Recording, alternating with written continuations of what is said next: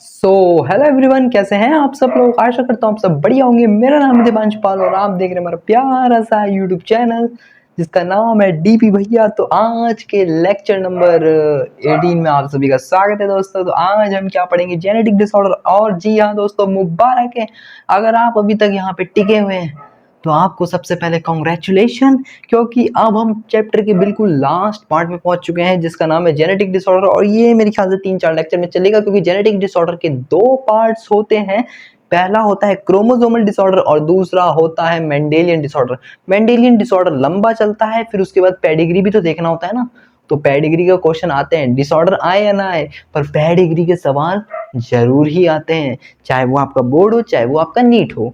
तो पेडिग्री पूछता ही पूछता है। एक बार को वो कोई सा डिसऑर्डर नहीं पूछेगा, बट पेडिग्री जरूर दे के पूछ लेगा, खासकर एमसीक्यू में, है ना, कि ये बताओ क्या है ये, है ना। तो पेडिग्री का सवाल तो ये मान लो आपको नंबर दे के जाएगा, है ना। तो इसलिए 3-4 लेक्चर लग जाते हैं, क्योंकि पेडिग्री और जेनेटिक डिसऑर्डर में ये जो मेंडेलियन डिसऑर्डर और क्रोमोसोमल डिसऑर्डर है। तो पहले हम क्रोमोसोमल डिसऑर्डर से शुरू करेंगे और फिर जहां तक भी होता है देखते हैं, क्योंकि क्रोमोसोमल डिसऑर्डर तो आज पूरा ही कराऊंगा, फिर जेनेटिक मतलब मेंडेलियन डिसऑर्डर में जहां तक भी हो पाता है तो देखेंगे दोस्तों। तो आइए बिना किसी देरी के शुरू करते हैं हम आज का टॉपिक, जिसका नाम है, क्या नाम है, जेनेटिक डिसऑर्डर। तो चलिए दोस्तों, लेट्स स्टार्ट। आइए दोस्तों, अब हम देखते हैं अपना टॉपिक जिसके दो पार्ट हैं, जेनेटिक डिसऑर्डर। जेनेटिक डिसऑर्डर में सबसे पहले तो ये जानो कि जेनेटिक डिसऑर्डर होता क्या है। तो भैया जेनेटिक नाम से ही समझ आ रहा है, जो जीन में जो डिसऑर्डर होते हैं, जो हमारे पीढ़ी दर पीढ़ी जो चले आ रहे हैं, उन्हें ही हम जेनेटिक डिसऑर्डर में बोलते हैं। जेनेटिक डिसऑर्डर में दो प्रकार के होते हैं, एक मेंडेलियन। मेंडेलियन में ज्यादातर वो वाले होते हैं जो जो क्या होते हैं, पीढ़ी दर पीढ़ी मतलब एक पूरे कि पहले वो बीमारी दादाजी में थी, दादाजी से वो किस में आई, बच्चों में आई, बच्चों से किस में आई, पोतों में आई, पोतों से किस में आई, पर पोतों में, पर पोतों में, पर पोतों में तो ऐसे पीढ़ी दर पीढ़ी चलती रहेगी कि, है ना। तो ये होती है जेनेटिक डिसऑर्डर में मेंडेलियन वाला डिसऑर्डर। जेनेटिक डिसऑर्डर का सब पार्ट है जो मेंडेलियन डिसऑर्डर, उसमें ये वाली बीमारी होती है। क्रोमोसोमल डिसऑर्डर में क्या होता है, वो किसी को भी हो सकती है। वो भाई ये वाला नहीं है कि पीढ़ी दर पीढ़ी, नहीं, आपकी पीढ़ी में वो बीमारी थी नहीं पर बच्चे में आ गई, है ना। तो ऐसी बीमारी का जो क्रोमोसोमल डिसऑर्डर होता है वो क्रोमोसोम की गड़बड़ी की वजह से हो जाता है। मतलब गैमेट फॉर्मेशन के दौरान क्रोमोसोम में कुछ गड़बड़ियां हुई, है ना, जिसके कारण जो गड़बड़ वाला क्रोमोसोम मतलब जो गड़बड़ वाला गैमेट था, जब वो फ्यूज हुआ उसके कारण जो हो गया वो हुआ क्रोमोसोमल डिसऑर्डर। मतलब जो फिर बेबी बना वो क्रोमोसोमल डिसऑर्डर वाला बेबी था। तो दोस्तों यही दो प्रकार के डिसऑर्डर होते हैं जेनेटिक डिसऑर्डर के अंदर, और नाम से पता चल रहा है जीन, जो जीन से आ रहा है ना, उसी वाले को डिसऑर्डर बोलते हैं। तो ये पहला मेंडेलियन डिसऑर्डर जो पीढ़ी दर पीढ़ी चला आता है। पहले दद्दा, देखो ये थे दद्दा, है ना। फिर दद्दा के मान लो 3 बच्चे हुए, एक रामू, श्यामू, और इसका नाम क्या रखूं यार, रामू श्यामू, क्या रखूं इसका नाम, चिंकी, हाँ चिंकी। तो रामू श्यामू चिंकी, है ना। अब मान लो वो जैसे तुमने देखा होगा, अभी तो मैं आगे बढ़ाऊंगा, जैसे मान लो दद्दा जी से बीमारी गई कि इसमें चिंकी में, चिंकी किसका काम करेगी, कैरियर का काम करेगी। अब चिंकी को बीमारी परमानेंट वाली नहीं है, चिंकी कैरियर की तरह काम करेगी। अब चिंकी की शादी हो गई किससे, किससे हो गई, चिंकी की शादी हो गई किसका नाम ले, गोलू से। अब गोलू के बाद जब इनके हुए दो, इनके हुए चिंटू मिंटू, तो ये चिंटू में बीमारी कर गया। तो भाई ऐसा नहीं है कि जरूरी है कि दोनों में बीमारी हो, एक में भी हो सकती है। तो ऐसे पीढ़ी दर पीढ़ी, पीढ़ी दर पीढ़ी, पीढ़ी पे पीढ़ी, मतलब पीढ़ी दर पीढ़ी मतलब जनरेशन टू जनरेशन ये बीमारी आती चली जा रही है। ये खत्म ही नहीं होगी, आगे की जनरेशन में पास ऑन करती चली जाएगी। ये आगे, फिर वो आगे, फिर वो उसके आगे, फिर वो उसके आगे। अच्छा, हाँ, तो ये जनरेशन टू जनरेशन आती चली जाती है। ठीक है दोस्तों। अब क्रोमोसोमल डिसऑर्डर क्या है, क्रोमोसोमल डिसऑर्डर ये जनरेशन टू जनरेशन नहीं होता है। ये इसमें क्या होता है, इसमें बीमारियां पता कैसा होती है, इसमें जनरेशन टू जनरेशन नहीं होती कि किसी के फैमिली में जनरेशन टू जनरेशन बीमारी नहीं। इसमें क्या होगा, गैमेट फॉर्मेशन के दौरान क्रोमोसोम में गड़बड़ियां हो जाएंगी। एक क्रोमोसोम या तो कम हो जाएगा या तो एक क्रोमोसोम ज्यादा हो जाएगा। जिसके कारण क्या होगा, जब वो गैमेट फ्यूज होंगे, है ना, फर्टिलाइज होंगे, उसके बाद जब वो बेबी में डेवलप होंगे, तो वो डिसऑर्डर के फॉर्म में बेबी डेवलप होगा, क्योंकि उसमें या तो एक क्रोमोसोम कम होगा या ज्यादा होगा, या दो क्रोमोसोम कम होंगे या दो क्रोमोसोम ज्यादा होंगे, तो जिसके कारण से ये क्रोमोसोमल डिसऑर्डर में आता है। और जेनेटिक डिसऑर्डर में क्रोमोसोम की कोई कमी नहीं होती, क्रोमोसोम नॉर्मल होते हैं, बट होती है तो कमी पीढ़ी दर पीढ़ी, वो बीमारी चली आ रही है, मतलब पीढ़ी दर पीढ़ी कोई जीन में कोई खराबी है जो पीढ़ी दर पीढ़ी आता ही जा रहा है। तो ये दो प्रकार थे। आइए अब हम देखते हैं सबसे पहले क्रोमोसोमल डिसऑर्डर। ठीक है दोस्तों, आइए। दोस्तों लाइट भागने के लग रहे हैं मुझे पूरे चांस, है ना, तो कुछ कह नहीं सकते क्योंकि देख के बता रहा हूं मैं लाइट का माहौल। तो चलिए दोस्तों देखते हैं अपना अगला, मतलब इसके आगे, क्रोमोसोमल डिसऑर्डर। आइए दोस्तों अब हम देखते हैं क्रोमोसोमल डिसऑर्डर। देखो क्रोमोसोमल डिसऑर्डर में मैंने बोला था या तो गेन ऑफ क्रोमोसोम होगा या लॉस ऑफ क्रोमोसोम। मान लीजिए ये ह्यूमन है, ये है जलजला। अरे जलजला के हाथ कैसे बन गए, अरे जलजला, इसका नाम है जलजला, है ना। तो दोस्तों ये है ह्यूमन, इसमें कितने क्रोमोसोम होंगे, इसमें 46 क्रोमोसोम है।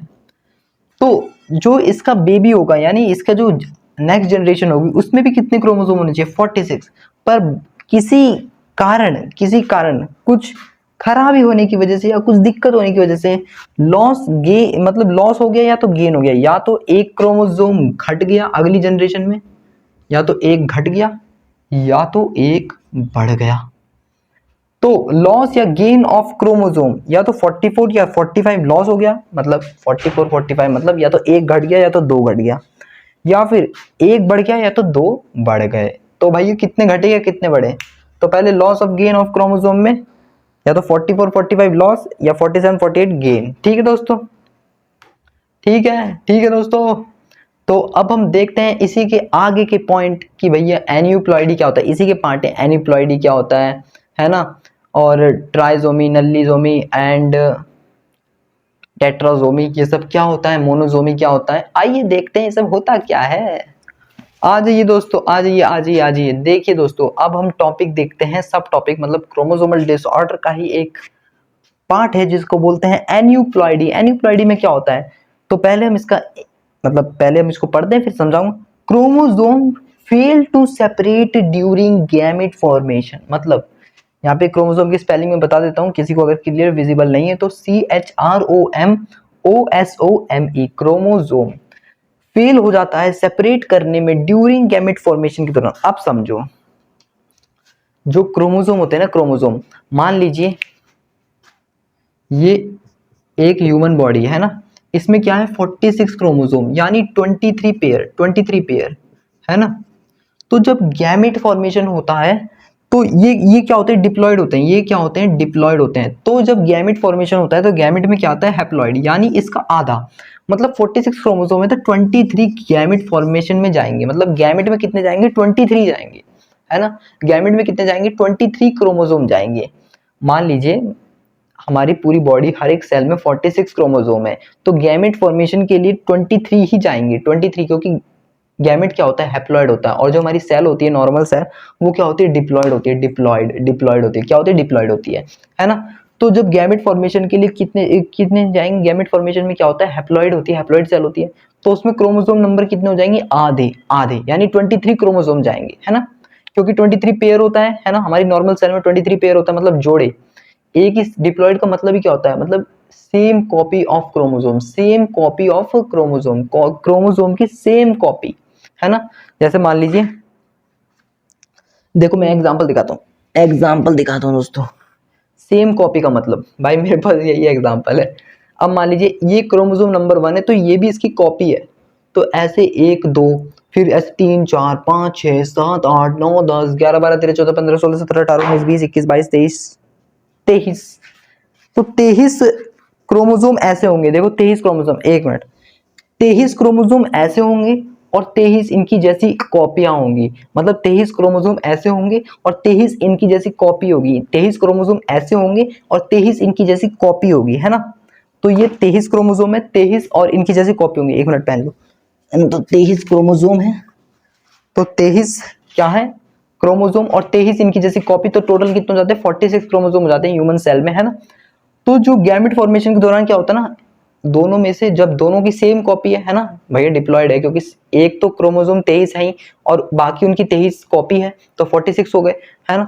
तो जो गैमेट फॉर्मेशन के दौरान ना इनमें से कोई एक चला जाता है, क्योंकि भैया कॉपी तो है, एक चला जाता है गैमेट फॉर्मेशन के दौरान, तो सब एक एक चला जाते हैं, तो मतलब 23 चले जाते हैं, ठीक है 23 चले जाते हैं, फीमेल में भी 23 चले जाएंगे, तो क्या होगा 46 बन जाते हैं अगली जनरेशन में। बट क्या हो रहा है, क्रोमोसोम फेल टू सेपरेट, मतलब मान लीजिए 23 की जगह 22 चले गए, 22 एक क्रोमोसोम नहीं जा पाया, फेल हो गया, वो गया ही नहीं, गैमेट फॉर्मेशन जब बन रहा था वो जा ही नहीं पाया, फेल हो गया, या तो सेपरेट होने में फेल हो गया या जाते समय फेल हो गया, मतलब उसका कुछ भी कारण हो सकता है, वो फेल हो गया, वो जा ही नहीं पाया। उसे मिशन के लिए जाना था कि गैमेट फॉर्मेशन में तुम्हें जाना है, तुम्हें जंग जीतने के लिए तुम्हें जाना होगा, हम तुम्हें चुन रहे हैं, बट वो फेल हो गया, वो गया ही नहीं, वो डर के मारे गया ही नहीं। तो या तो 22 क्रोमोसोम हो गए, या फिर गए तो ज्यादा चले गए, 24 चले गए, भेजा था एक को आ गए दो, कह रहे हे, हम भी जाएंगे, हम भी युद्ध करेंगे मतलब जंग में हम भी जाएंगे, ऐसा बोल रहे बॉर्डर पे हम भी जाएंगे, अम्बे अम्बे, मजाक चल रहा है, मजाक चल रहा है ना। तो या तो गया ही नहीं एक डर के मारे, या आए तो दो आए एक साथ कि भैया ये भी मेरे संग जाएगा, ये रहेगा तो मेरी हिम्मत बढ़ेगी, अरे भैया हमने तुम्हें चुना, तू कह रहा यो जाएगा तो मैं जाऊंगा, अरे कैसी बात है ये, है ना। तो क्रोमोसोम क्या हो गया, फेल हो गया सेपरेट ड्यूरिंग गैमेट फॉर्मेशन के दौरान। आइए, ये तो हमने देख ली थ्योरी, अब इसके और आगे की चीजें देखते हैं। आइए दोस्तों, आ जाइए दोस्तों, आइए आइए आइए आइए आइए। देखिए दोस्तों, देखिए एन से लिखा है मैंने नॉर्मल गैमेट, जिसमें क्या होता है 23 क्रोमोसोम। भैया जब गैमेट बनता है तो उसमें 23 क्रोमोसोम होते हैं, ये तो आपको क्लास 11 से पता होना चाहिए, बट मैं फिर भी बता रहा हूँ कि जो गैमेट होता है उसमें 23 क्रोमोसोम होते हैं, मतलब आधे होते हैं, है ना। अब n-1 ये क्या है, ये एबनॉर्मल गैमेट है, ये दोनों है एबनॉर्मल। एबनॉर्मल मतलब गैमेट में होने चाहिए तो 23 बट एक घट गया, यानी 22 क्रोमोसोम। यहाँ पे शॉर्ट फॉर्म में लिखा है CHROM, आगे बिंदु लगा दी, मतलब शॉर्ट फॉर्म है, आगे समझ जाओ, क्योंकि अब आपको स्पेलिंग तो आती होगी, CHROMOSOME क्रोमोसोम, है ना। n+1 यानी क्रोमोसोम होने चाहिए तो 23 पर बढ़ गया, एबनॉर्मल हो गया, मतलब गैमेट के दौरान एक बढ़ गया क्रोमोसोम, एक घट गया क्रोमोसोम 24। हालांकि दो भी घट सकते हैं, दो भी बढ़ सकते हैं, है ना, जैसे कि मैंने इसमें बताया भी, है ना। तो ये था। अब हम देखते हैं कि भैया वो मोनोजोमी क्या होता है ना। आइए दोस्तों मोनोजोमी को देखते हैं, आइए, ठीक है। मोनोजोमी क्या होता है, तो हम इसको बड़ा एन भी बोल लो या छोटा एन भी बोल लो, वो आपकी मर्जी है। ये मैंने एक सिंबल रिप्रेजेंट करा है कि आप एन मतलब नॉर्मल गैमेट, नहीं तो आप इसे छोटा एन भी बोल सकते हैं, इसमें कोई बड़ी वाली बात नहीं है, क्योंकि छोटा एन का मतलब ही होता है हैप्लॉइड, ठीक है।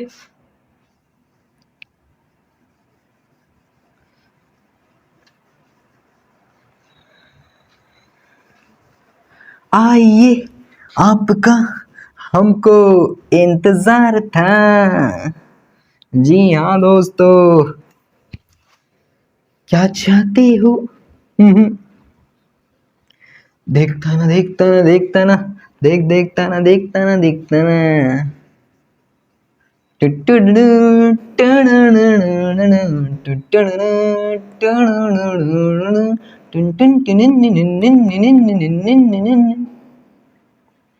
मेरा सर है दुखता, जरा तुम दबा दो। आगे क्या था यार, लाइन ही भूल गया। ओ माय गॉड, देखता ना देखता ना देखता ना देखता ना देखता ना देखता ना। आइए दोस्तों देखते हैं कौन सा, मोनोजोमी। मोनोजोमी, आइए मोनोजोमी। देखिए मोनोजोमी में होता क्या है, एक मान लीजिए नॉर्मल गैमेट है। नॉर्मल गैमेट मतलब जिसमें 23 क्रोमोजोम है, वो क्रॉस कर रहा है किसके संग, किसके संग, जिसका गैमेट कौन सा है, n-1। ओ माय गॉड, यानी 22, है ना। एक में 23 एक में 22 है, यानी ये नॉर्मल है, ये क्या है, नॉर्मल है, ये एब नॉर्मल है। अब जब इनका क्रॉस कराया तो क्या बनेगा, इनका जो क्रॉस कराया देखो एन एन क्या हो गया 2n और -1, मतलब बन गया 2n-1, यानी जो क्रोमोसोम होंगे वो होंगे 45। एक कम हो गया, एक कम हो गया, 46 होना चाहिए था। देखो यहाँ पे 23 डालोगे, 23 इंटू 2 जब 46, 46 में से एक माइनस करोगे 45 क्रोमोसोम हो। अब कितने आ गए, 45 क्रोमोसोम आ गए, 45 क्रोमोसोम आ गए। इसी को हम बोलते हैं मोनोजोमी। आइए मैं इसको ब्लू मार्कर से भी लिख देता हूँ, मोनोजोमी। क्या बोलते हैं इसको, मोनोजोमी। यहाँ पे लिख देता हूँ मोनोजोमी, है ना। तो ये है आपका मोनोजोमी। ठीक है दोस्तों, अब इसके आगे भी हम लोग देखते हैं। आइए दोस्तों, आ जाइए दोस्तों, आइए आइए आइए आइए आइए दोस्तों। अब देखते हैं हम क्या, नल्लीजोमी। ये नाम कुछ ऐसा नहीं लग रहा जैसे साउथ के जो हीरोज होते हैं जब वो अपनी साउथ की भाषा में मूवी बोलते हैं, तो वैसा ही लग रहा है ना बिल्कुल। मुत्तुस्वामी अय्यो स्वामी वेणुगोपाल अय्यर अय्यो शिव वेंकटम राजपल्लवम मुत्तुस्वामी चंद्रस्वामी वेणुगोपाल अय्यर। अय्यो ये तो पैटने मजे, निकनेम तो अभी बाकी है। तो देखिए नल्लीजोमी में क्या होता है, देखिए इसमें दोनों ही गैमेट एबनॉर्मल होते हैं। ये भी n-1, ये भी n-1, मतलब होना चाहिए तो 23, बट क्या है 22, इसमें भी क्या है 22, तो एबनॉर्मल है। तो फॉर्मूला ये बनेगा, क्योंकि n 2n और ये 1 1 -2 है ना, तो ये बनेगा 2n-2 जो कि 44 क्रोमोसोम, जिसको बोलते हैं nullisomy. Nullisomy nullisomy nullisomy yes yes yes yes yes yes yes. तो इसे क्या बोलते हैं, नल्लीजोमी। ठीक है दोस्तों, अब हम देखते हैं अपने आगे वाला कि ट्राइजोमी क्या होता है। हाई पे देख दें, चलो हाई पे ही देख देते हैं, कुछ नहीं जा रहा। ठीक है, हाई पे ही देख देते हैं, हाई पे। देखो मैं बस थोड़ा सा जादू करूंगा और आपको तो पूरा ही लिखना है, बट मेरे पास तो सिर्फ थोड़ा सा जादू करना है मुझे तो। और ये लो जादू तेरी नजर, तू हाँ कर या ना कर, तू हाँ कर या ना कर, तू है मेरी। आगे नहीं बोलूंगा दोस्तों, ना ना ना ना ना ना ना, इतना भी पागल नहीं हूं मैं कि सारा गाना बोल के कॉपीराइट ला दूं अपने चैनल पे। No no no no no no. अब देखिए ये तो मैं बना रहा हूँ, अरे अरे अरे नॉर्मल है ना, तो नॉर्मल लिखो यहाँ पे। देखा, ये छोटे छोटे चेंजेस करने होते हैं मुझे, और ये तो एबनॉर्मल ही है। अब इसे बोलेंगे ट्राइजोमी, तो ट्राइजोमी बोलना है तो इसके लिए इतना क्यों खर्चा करना। अब मैं इसे पूरा मिटा के लिखता तो अच्छा थोड़ी ना लगता है ना, समझा करो जी। आइयो फिर से बोले क्या डायलॉग, मुत्तुस्वामी वेड वो कौन सा डायलॉग बोलता है वो, मूवी तो आप सबको पता ही है यार, क्या बतानी मूवी है ना। तो इसमें क्या होता है, 47 क्रोमोसोम होते हैं भाई। देखो ना, 23 24 जोड़ लो, 4 3 7 और 2 2 4, हो गया 47 हो गए। तो ये नॉर्मल है, ये एबनॉर्मल है। अब तो करके ही दिखा दिया, देखो ये नॉर्मल गैमेट है, n23 नॉर्मल, n+1 एबनॉर्मल, है ना। अब जब n और n+1 का बीच में क्रॉस होगा तो फॉर्मूला बनेगा 2n+1, जो कि 47 होना चाहिए था 46, बट एक क्रोमोसोम बढ़ जाता है, तो इसी को बोलते हैं ट्राइजोमी। क्या अब आप लोग टेट्राजोमी का बना सकते हैं? वीडियो को पॉज करें और अभी कभी बनाएं और कमेंट में जवाब दें कि हाँ भैया हमने बना लिया, और 5 सेकंड बाद मैं तो बताऊंगा ही। चलो तो एक बार कोशिश करो, कोशिश करो, कोशिश करो, कोशिश करो, मैं आई हूँ, कोशिश करो, कोशिश करो भाई, कोशिश करो। 1 2 3 4 5, टाइम इज ओवर नाउ। तो अब देखिए, अरे यार अभी गिर जाता नहीं है। तो अब यहाँ पे कुछ नहीं करना है, बस जैसा भी मिटाया वैसे वैसे जोड़ना है चीज़ों को, और कुछ नहीं करना, बस बस बस बस बस हल्का हल्का सा मिटा देते हैं, ज़्यादा नहीं मिटाना। ये देखिए टेट्राजोमी में एक और बढ़ जाएगा जब ट्राइजोमी n+1 था। जितनों को ये बात समझ में आ गई, बधाई हो आपको, कॉन्सेप्ट चमक गया है दोस्तों। और ये बन गया tetrasomy, yes yes yes yes yes, ये भी है एबनॉर्मल। तो देखिए दोस्तों, एबनॉर्मल है एबनॉर्मल, यस। अब टेट्राजोमी बनेगा और इसमें कितने बनेंगे 48 क्रोमोसोम, क्योंकि दो बढ़ रहे हैं ना, दो बढ़ रहे हैं, एक इधर एक इधर। अब टेट्राजोमी लिखने के लिए मुझे बस इतना सा ही मिटाना होता है, जोमी तो जोमी रहेगा, टेट्राजोमी, टेट्राजोमी, बेटा टॉमी, जोमी, बेटा टॉमी। तो ये n+1 n+1, ये 24, ये 24, ये भी एबनॉर्मल, ये भी एबनॉर्मल, 2n+2, ये बना 48 क्रोमोसोम, ये क्या बना टेट्राजोमी। कौन है यार ये लाइट हिला देता है जो, पकड़ के एक बार मिल जाए ना उसे, पकड़ के ना ऐसे पकड़ के, ऐसे ऐसे गुद्दी पकड़ के ऐसे पाट पाट पाट।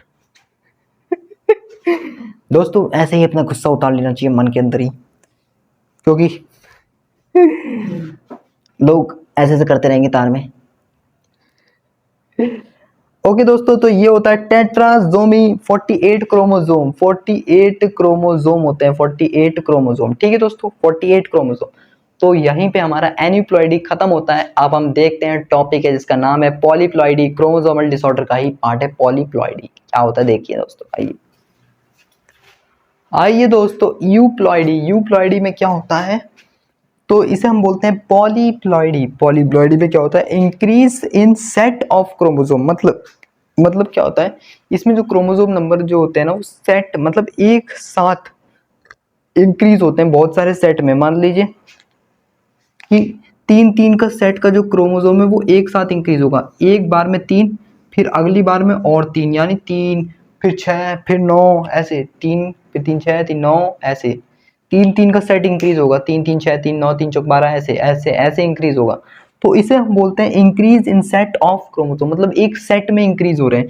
ऐसे इंक्रीज नहीं होगा कि एक हो गया फिर 2 हो गया फिर कभी 4 हो गया कभी 5, नहीं, एक सेट में इंक्रीज होंगे, या तो 3 फिर 3 6 3 9 3 चौक 12 3 5 15 3 चौक 18 है ना, 3 5 15 3 चौक 18 3 7 21 और 3 अठे की 3 अठे 24 और 3 9 27 और 3 10 30। तो दोस्तों मैंने पूरा हिंदी में नहीं पका है टेबल, शुद्ध हिंदी में नहीं आता। अब मैं उसकी तरह भी नहीं बकता कि 3 बन जा 3 3 2 जा 6 3 3 जा 9 3 4 जा 12 3 5 जा 15। तो वो सब तो रहने दो अब, है ना। क्लास 12 चल रहा है, मतलब भाई स्कूल का एंड ऑफ ईयर, मतलब स्कूल का एंड ऑफ द ईयर चल रहा है यार। और अब तुम ये नर्सरी वाली चीजें करोगे, मतलब नर्सरी या बोल सकते हो फर्स्ट सेकंड क्लास वाली चीजें, जो जहाँ कभी हमने स्कूल स्टार्ट करा था भाई, वो चीजें अब मत करवाओ यार। वो तो स्टार्टिंग के समय में था, हम मानते हैं अगर 6 7 8 में होते तो भी चलता, 9 10 में होते तो भी चलता एक बार को, बट भाई अब end of the year of the school, मतलब अब वो साल है जिस साल ये आखिरी साल है तुम्हारे स्कूल का और खत्म हो जाएगा। ये वक्त बस कुछ ही महीनों का बचा है, उसके बाद खत्म, जैसे ही प्रैक्टिकल खत्म भाई ये स्कूल लाइफ खत्म है, बस कुछ बचेगा ही नहीं। और फिर बस ये दिन एक यादें बन जाएंगी, जो अभी जो दिन आप एक एक दिन जो जी रहे हो, चाहे किसी का दिन अच्छा कट रहा होगा किसी का दिन बुरा कट रहा होगा, तो जो आप अभी एक एक दिन जी रहे हो ना, है ना, तो वो एक समय के लिए बस यादें बन जाएंगी और वो कभी नहीं मिल पाएंगे अब। स्कूल लाइफ आप कितना भी कह लो कि भाई वापिस आ जा, हाँ एक तरीका है, पढ़ो मत, लिख कर मत आना पेपर में कुछ भी, दोबारा से उसी क्लास में आ जाओगे। और फिर दोबारा से स्कूल लाइफ जीना। तो ऐसा तो हर कोई नहीं चाहेगा, है ना। हर कोई चाहता है कि भाई हम पास भी हों, घर वालों के डंडे कौन खाएगा, है ना। तो सब होना चाहते हैं पास। तो भाई ये स्कूल लाइफ दोबारा नहीं आती है, एक ही बार है, मतलब this is the last year यार। पर मैं ये नहीं बोलूंगा कि इसके चक्कर में मौज मस्ती करनी है, नहीं, थोड़ी बहुत अगर स्कूल में कोई फंक्शन वंक्शन है तब मौज मस्ती के लिए जा सकते हो, बट स्कूल में मौज मस्ती नहीं करनी, क्योंकि भाई ये बोर्ड का साल भी होता है, इसलिए मैं इसमें ये भी नहीं बोल सकता कि भाई मस्ती करो ना ही नहीं आखिरी साल है, नहीं। हाँ, जहाँ थोड़ी बहुत मस्ती चल रही है, अगर क्लास में मान लीजिए कि टीचर थोड़ा कुछ करवा रहे हैं एक्टिविटी, तो उसमें पार्टिसिपेट करो अपने दोस्तों के संग, है ना, ग्रुप के संग, तो आपको वो मज़ा आएगा। या लैब में कुछ एक्सपेरिमेंट करवाते हैं तो उनमें पार्टिसिपेट करो, है ना। ये नहीं कि अपना अलग ही बैठे हुए हो, है ना। अलग बैठो जब जब टीचर कुछ करवा भी नहीं रहा है तो अपना अलग बैठ के अपना काम पढ़ाई कर सकते हो, बट जब टीचर कुछ करवा रहा है ना, और वो आपको अपना आप का काम नहीं करने दे रहा, तो आप मस्ती करो यार, तब क्या जाता है है ना, तब मस्ती कर सकते हो। और दूसरी बात, और कब कर सकते हो, और लैब में तो लैब होती है मस्ती के लिए है ना। तो ये लास्ट ईयर है तब, हाँ, तो ये छोटी छोटी जगह पे आप मस्ती कर सकते हैं, पर मैं ये नहीं बोलूँगा कि आपको पढ़ाई नहीं करनी, पढ़ाई भी करनी जरूरी है, क्योंकि 12th क्लास है, इसी के थ्रू आपका आगे का जो है वो सब चीज़ें तैयार होंगी, इसी से आपको कॉम्पिटिटिव के लिए भी आपको मोटिवेशन मिलेगा, इसी के लिए आपका जब कॉम्पिटिटिव निकालेंगे तो 12th की मार्कशीट भी उतनी ही इंपॉर्टेंट रखती है ना। तो भाई समझ रहे हो ना, लास्ट ईयर है, बट ये नहीं कि भाई इसमें मजा मस्ती करनी है, नहीं, थोड़ी बहुत कर सकते हैं, और या स्कूल में कोई फंक्शन है तब अटेंड करो, क्योंकि लास्ट ईयर, और उसके बाद आके बाकी अपना ऑल टाइम पढ़ाई करो, ठीक है दोस्तों, क्योंकि ज़्यादा मस्ती भी अलाउ नहीं कर सकता मैं इसमें, है ना। थोड़ी बहुत आधे घंटे की बहुत होती है ना। यस यस यस यस, जो समझने वाले हैं वो समझ गए होंगे, जो नहीं समझने वाले हैं वो तो करेंगे, हम तो नाचेंगे जमानो थूके गो। तो आइए दोस्तों, पॉलीप्लॉइडी में क्या होता है, इंक्रीज सेट ऑफ क्रोमोसोम, मतलब एक सेट में क्रोमोसोम बढ़ता है, जैसे कि अभी मैंने 3 के टेबल से बताया, जो कि बच्चों वाली चीज थी, हालांकि फर्स्ट क्लास सेकंड क्लास वाली चीजें थी, बट कोई बात नहीं, चलता है ना, हम तो बच्चे बनेंगे। यस यस यस, तो पॉलीप्लॉइडी के आगे की पॉइंट हम देख लेते हैं। आइए दोस्तों, आ जाइए दोस्तों, आ जाइए आ जाइए, क्या है, कुछ नहीं दोस्तों, आ जाइए दोस्तों, आ जाइए आ जाइए। तो रीजन क्या है, फेलियर ऑफ साइटोकाइनेसिस, मतलब जो हम देख रहे थे कि क्रोमोसोम सेट में इंक्रीज हो रहे हैं, है ना, पॉलीप्लॉइडी में क्रोमोसोम किस में इंक्रीज हो रहे हैं, सेट में, ऐसा क्यों हो रहा है, फेलियर ऑफ साइटोकाइनेसिस, मतलब सेल में कैरियोकाइनेसिस हो रही है। कैरियोकाइनेसिस का मतलब क्या होता है, न्यूक्लियस डिवाइड हो रहे हैं, बट सेल डिवाइड नहीं कर रही है। ऐसा किसमें होता था, याद करो, कोकोनट में, हाँ हाँ हाँ हाँ, उसमें न्यूक्लियस न्यूक्लियस डिवाइड होते जा रहे थे, दो से चार, चार से आठ, आठ से 16, है ना, ऐसे हो रहा था ना, दो से चार, चार दूनी आठ, आठ दूनी 16, 16 दूनी 32, 32 दूनी 64, एंड सो ऑन चलता जा रहा था, बट सेल डिवाइड नहीं कर रहा था, जैसे कि 1 से 2 सेल में नहीं बट रहा था, सिर्फ कैरियोकाइनेसिस हो रही थी। तो इसमें भी बोल रहा है कि failure of cytokinesis, failure of cytokinesis का मतलब होता है कि साइटोकाइनेसिस नहीं हो रही है। So increase the chromosome in one cell, मतलब क्रोमोसोम नंबर बढ़ रहे हैं एक ही सेल के अंदर, मतलब इसी के अंदर क्या हो रहा है, पहले एक क्रोमोसोम था, फिर एक से कितने हो गए, 2 हो गए, फिर 2 से कितने हो गए, 4 हो गए, 4 से कितने हो गए, 8 हो गए, टुक टुक। अब मैं 8 बना के नहीं दिखा पाऊंगा दोस्तों, जगह नहीं है क्योंकि इतनी, ठीक है दोस्तों। तो ऐसा ही मान लीजिए कि ये सिलसिला चल रहा है, 2 तो 4, 4 दूनी 8, 8 दूनी 16, 16 दूनी 32, 32 दूनी 64, और 64 दूनी कितना हो जाएगा, 64 दूनी बताओ जी, 64 दूनी 64 दूनी बताइए जी, 128। Yes yes yes yes yes yes. तो दोस्तों, तो ये तो थी बातें, इसका रीजन। अब आइए तो देखते हैं स्टेराइल कौन होगा और फर्टाइल कौन होगा। तो देखिए, जनरली हमने देखा है कि हमने हैप्लॉइड डिप्लॉइड तो देखे हैं, बट 3n 4n का मतलब ट्रिप्लॉइड होता है ना, टेट्राप्लॉइड ऐसा बोल सकते हैं, है ना। अब रुक जाइए, मैं आपको दिखलाता हूँ कि कौन सा वाला मैथमेट मतलब कैलकुलेशन के हिसाब से कौन सा वाला फर्टाइल कौन सा स्टेराइल होगा, थ्योरी के बेसिस पे। थ्योरी के बेसिस पे देखिए, थ्योरी के बेसिस पे अगर मान लीजिए 3n है और क्रोमोसोम नंबर ऑड की बेसिस पे बढ़ रहा है, मतलब सेट। अभी हमने क्या देख रहा था, पॉलीप्लॉइडी का मतलब क्या था, क्रोमोसोम नंबर एक सेल में सेट के बेसिस पे बढ़ रहे थे। जैसे मान लो किसी क्रोमोसोम में 3 के बेसिस पे बढ़ रहे हैं, है ना, 3, 3 से कितने हो रहे हैं, 3 दूनी 6, है ना, फिर 6 दूनी मतलब 3, 3 दूनी 6, और फिर उसके बाद 3 से बढ़ रहे थे, है ना, ऐसे हो रहा था। तो ऐसा सिलसिला चल रहा था कि 3, 3 से फिर 6, फिर 6 से 9, ऐसा सिलसिला चल रहा था, 3, 3 करके बढ़ रहे थे, सेट में बढ़ रहे थे। तो मान लीजिए ये ट्रिप्लॉइड है, इसमें n मतलब कितने सेट में बढ़ रहा है, n का मतलब है कितने सेट में क्रोमोसोम बढ़ रहा है, क्रोमोसोम बढ़ रहा है, बढ़ रहा है ना। तो मान लीजिए 3 के सेट से बढ़ रहा है, अगर ये ऑड आ गया, अगर ये ऑड आ गया, अगर ये ऑड आ गया, 9 क्या है, एक ऑड वैल्यू है, अगर ये ऑड आ गया तो भैया स्टेराइल होगा। मतलब स्टेराइल का मतलब क्या होता है, जो आगे जनरेशन नहीं बढ़ा सकते, मतलब मतलब ये फर्टाइल नहीं है, इसका मतलब ये बच्चे पैदा नहीं कर सकते। अरे यार, ये बच्चे पैदा नहीं कर सकते, ये स्टेराइल हैं, ठीक है। तो ये क्या है, स्टेराइल, ठीक है, ओके, ये क्या है, स्टेराइल है।